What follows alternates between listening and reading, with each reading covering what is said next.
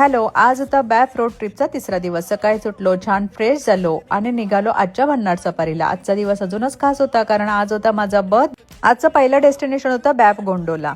गोंडोलाला जाण्यासाठी आधीच online ticket book केली होती। जर तुमच्याकडे परस्यूट पास असेल तर त्यांची शटल बस तुम्हाला बॅफ डाऊनटाउन वरून फ्री मध्ये गोंडोला पर्यंत घेऊन जाते।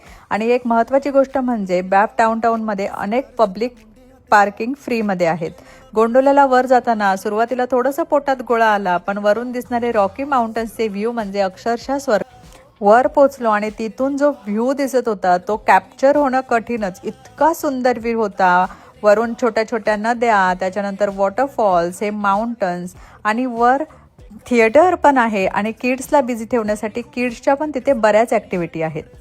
त्यानंतर आम्ही हॉटेलवर परत आलो। बर्थडे असल्यामुळे मी पुन्हा एकदा छान रेडी होणार होते आणि हॉटेलवर पोहोचतात मला एक गोड सरप्राईज मिळालं। तिथे त्यांनी माझ्यासाठी फेमस हँडमेड चॉकलेट्स आणि बर्थडे विश लिहून ठेवलं होतं। हा छोटासा जेस्चर माझ्यासाठी अजूनच खास ठरला।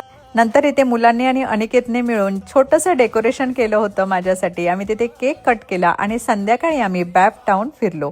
बॅफ साईन जवळ भरपूर सारे फोटो काढले आणि शेवटी एका मेक्सिकन रेस्टॉरंटमध्ये मस्त डिनर करून माझा बॅफ मधला बर्थडे सेलिब्रेट केला। जर हे ट्रॅव्हल कंटेंट तुम्हाला आवडत असेल तर चॅनलला नक्की फॉलो करा आणि पुढच्या बॅफ ॲडव्हेंचरसाठी आमच्यासोबत नक्की राहा।